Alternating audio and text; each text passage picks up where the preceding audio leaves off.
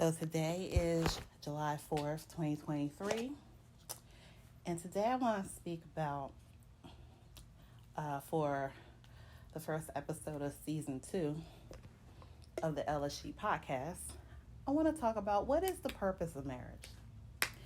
So I'm 44. Next month I'll be 45. And from time to time, I try to speak with my younger coworkers about just womanhood issues and womanhood lessons I've learned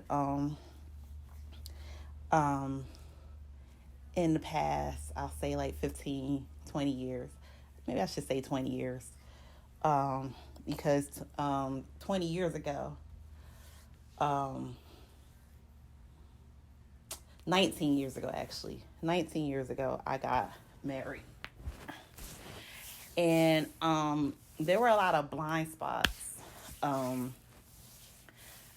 I just did not understand. And no one mentored or guided me to understand these things. Now, not to say that didn't get any guidance. I did. It's just that I found that it was from a lot of older women who were bitter and resentful about everything that went on in their marriages. I heard a lot of nobody told me marriage benefits men more so than women. That it's not really beneficial for a woman. It's basically he's getting everything and I'm just like signing up for servitude or whatever. And that's one perspective. But I have been, learning and through YouTube different perspectives about relationships and the purposes for getting into certain relationships. And one of the things I learned, and I watched content creators who are both male and female, and they kind of said the same thing, but just from their different perspectives. But one of the things is that you have to properly vet your mate, and you have to make decisions based off your future, and you have to think long term. You can't think about what's just good for me now. You got to think about what's gonna be good and beneficial for myself, my spouse, my children in the long term. So when I got married, looking back, and even then I kind of knew, but there were some red flags, right? And one of the things is that at the time, my then husband, I would now, because we use the term, he was back then what I've learned the term is an entrepreneurial dusty, meaning that he was kind of working on getting a business together, but it was not profitable. So he actually was in business with his mother, but it was not profitable, and actually it didn't really benefit us as a family. So that was kind of a point of contention, and then he eventually got into a career, and he actually has a lucrative career now. It's just that he's not a very good manager of his money, but he is making really good money. He's making about 6 figures at this point. But one of the things I had a coworker, she's 30 years old, single mother. Her child is 1 year old. The father and child broke up shortly after that child was born. And I said to her, if I was to do it over again, when I was 25, I would have chose what my criteria for a husband would have been. Someone who was maybe like 5 years older than me, and more or less 5 years older than me, and somebody who is more established in their career. And the reason why I say 5 years is I figured they will, somebody who was just more solid and established in their career. It's not somebody who was starting out. Somebody may not have been at the top of their game, but somebody who was a little bit more established than the person I ended up marrying. So again, I will say he was an entrepreneurial Dusty, meaning that he was trying to start a business, but that business was not profitable. And we had a child, a newborn child, and it was kind of to a point, it was like, hey, we don't got time to be investing in this business idea. We need money now because we have a child now. And that was the other thing. Someone who had a little bit more patience. So he sexually did not have patience as far as taking things to the next level. And I ended up getting pregnant, and I was pregnant when we got married. And it was like at that point, we need to pay for our housing now, and we need to eat today, and we have to pay for our housing tomorrow, was kind of what was going on. And I mean, looking back on it, if you are to date someone your age who is like trying to get their career or their business off the ground, definitely has to be somebody who has the patience to wait. And I'm not saying necessarily wait to have sex. And I guess maybe I need to be more explicit. He did not have the patience to wait for unprotected sex. And what I mean by that is that there was a period of time where I was like in between birth controls. So I had stopped one, and I think there was, I don't know if it was a period of a couple weeks where I had stopped one, and then I started taking another. And I had informed him of this. I was like, hey, I'm not on this birth control anymore.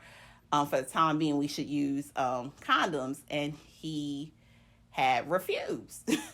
And so that's kind of that is how I ended up pregnant with our daughter. So then it was like, not having patience. So number one, somebody I would have chosen somebody more established in their career.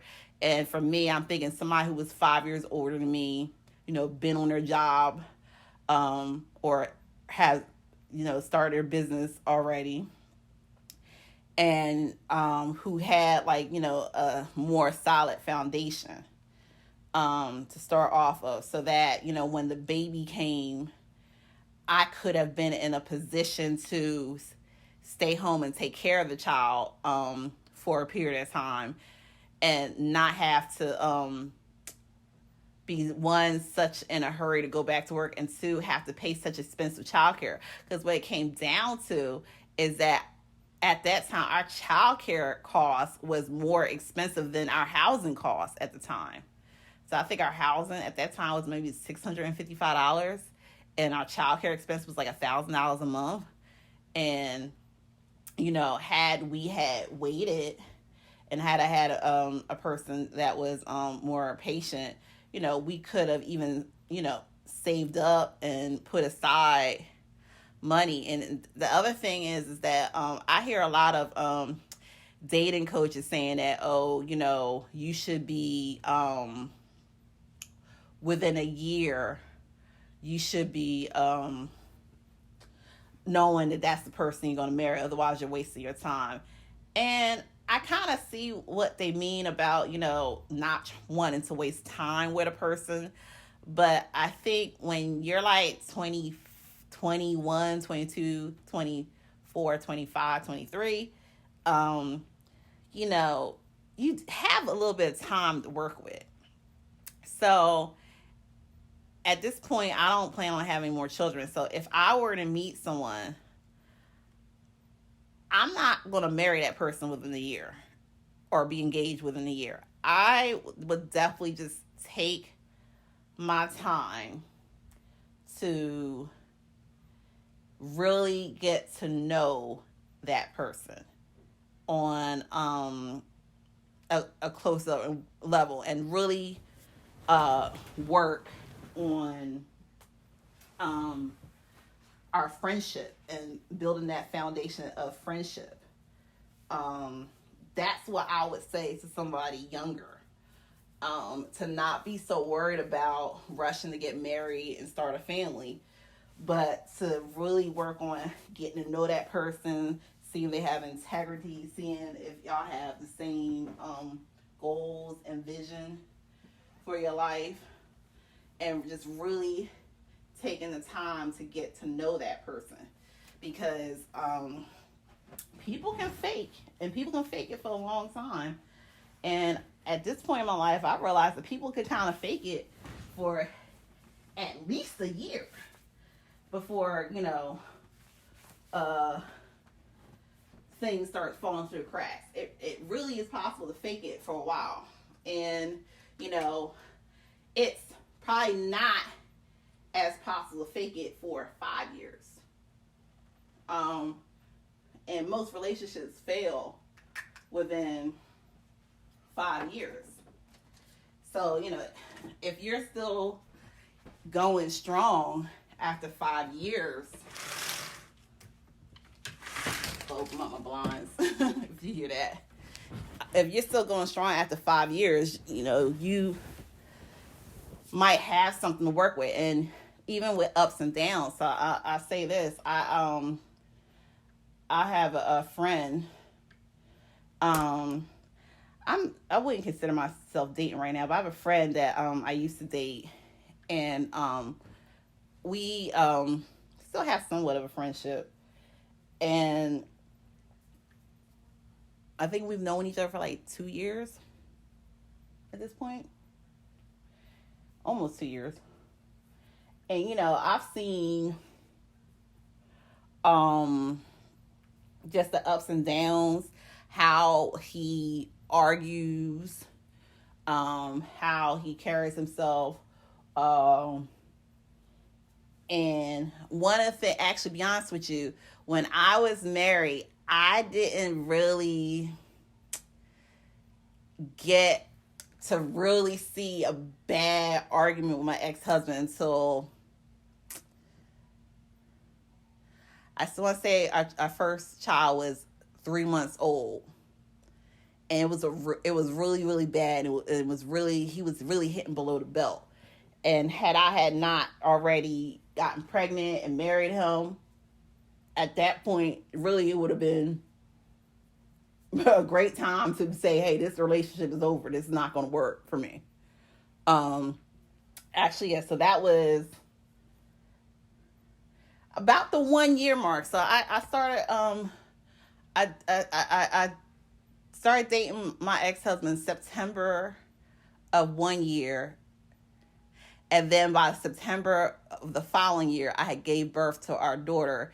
And then I want to say November, December of that following year is when, like, really the behavior that would have really, if we would have not moved so fast, the behavior that would have really ended the relationship, that's when it occurred. Like, it was like a little bit over a year. It was a little bit over the year.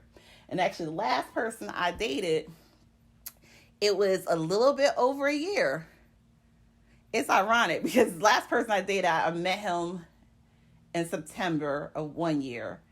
And then by December of the following year is when really, I don't want to say red flags. I'm not going to say red flags, but really when behavior that was questionable, that, he could not, couldn't hide anymore, that's when it came out. Now, it wasn't anywhere near as bad as in my marriage, but so I want to say, like, at the 15-month mark is where I start seeing behavior. So, really, when you get into a relationship, at first everything's lovey dovey, but you gotta really give it time. And any like dating expert or coach that says you should be engaged at the 1 year mark and you should be married by the 2 year mark, I think that's just not enough time. I be honest with you, I say give it 5 years. I said give it 5 years tops, because that's the mark when a lot of relationships will fail, is within the 5 year mark. That's enough time to kind of have a lot of ebbs and flows of the relationship. So when I had said to my coworker, I would have gotten someone older, more established in the career, she was basically kind of countering my argument with she wanted more of a partnership. She was cool with a 50-50 relationship. And I was trying to say to her, I was like, when you get a little older, when you get to my age, you're not going to really want that anymore. And you got to really think, do you have somebody who's going to be able to handle 70% of the load? Because when you get to the mid-40s, that's kind of what you're going to need. Somebody who could carry about 70%. Some people, some women, you might need somebody who can carry 100%. You just stay at home with those kids and make those doctor appointments and cook the food and, be a housewife. Now, I'm not saying, or stay at home mom. I'm not saying that,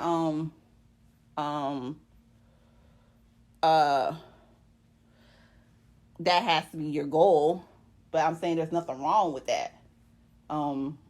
If that's what somebody chooses, even if they walk away from like a career to do that at some point, there's nothing wrong with that. And a lot of people kind of look down upon that, but to be honest with you, I think they look down upon it because they're not in a situation where they're able to do that. When you get to be in your 40s, you want to spend more time with your children. You want to nurture your children. You want to be at school events. You don't want to have to choose between work and your family and your home life. When you get into your mid-40s, your home life becomes more important. And that's just my experience. Not saying that's the experience of every woman. But for me, I think the purpose of a marriage is a partnership. It's but not necessarily equal partnership. I don't like the term equal. I like the term more of an equitable partnership. So it's and now when you think about it, when people get divorced, they don't say equal distribution. They say equitable distribution of assets and debt. So I think it's more of an equitable partnership. It doesn't have to be 50% of the money and 50% of the chores and 50% of the child rearing. It has to be just equitable. So one person might do 70% of the household income, and other person might do 70% of the caretaking. And I've seen situations, I've heard of situations where the man covers all bills, but like the wife may cover all the leisure activities, may cover all like the piano lessons, sports, vacations. It just has to be equitable, in my opinion. That's just my opinion. Somebody, you can share your life with, your hopes, your dreams, your fears with, somebody who's gonna have your back and be there for you no matter what. Somebody who who's not gonna leave you holding a bag. Somebody who's gonna have shared values with you. Someone who's gonna be real and not fake and not switch up on you. Somebody who's gonna be true and loyal. I think that's the purpose of a marriage. But outside of that, security, stability, financial security. So, you want someone who can cover health care, who can pay the mortgage or the rent, pay for groceries, pay the utilities, pay for transportation, make sure that stuff is covered, and not leave it just on one person. Not leave one person holding the bag. Because in my situation, I was basically left holding the bag. I was left holding the bag.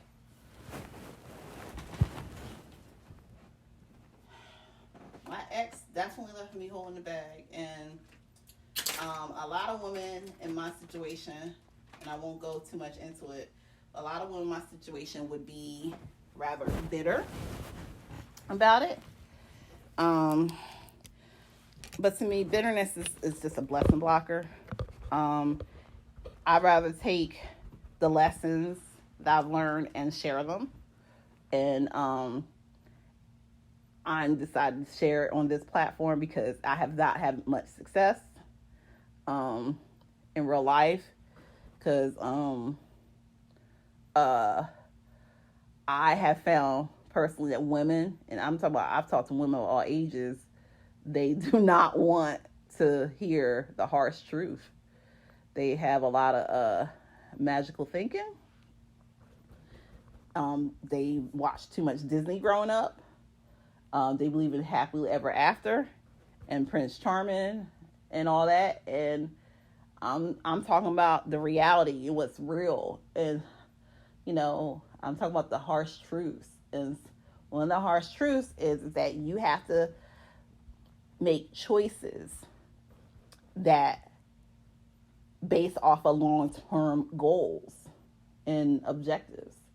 And when you make choices based off of just like, oh, I feel all lovey-dovey in this moment, 10, 15 years from now, you could have wasted your youth and your fertility off of a feeling of infatuation. And you could be left holding the bag, and you could be bitter and resentful. And what I'm trying to put out there with this message is you don't have to make decisions now that's going to leave you bitter and resentful in the future. You can make decisions that are going to have good long-term effects and consequences, and you can listen to knowledge and wisdom from older women like myself, and I'm middle-aged. I'm 44 at the time of this recording, and you can definitely make better decisions, better relationship decisions. You can make decisions to vet a man more properly. And I know in the previous episodes I was kind of talking about a non-exclusive dating relationship. I was basically talking about my vetting process. That's not a relationship that's going at this point. I was basically talking about the vetting process and like just processing my thoughts about it.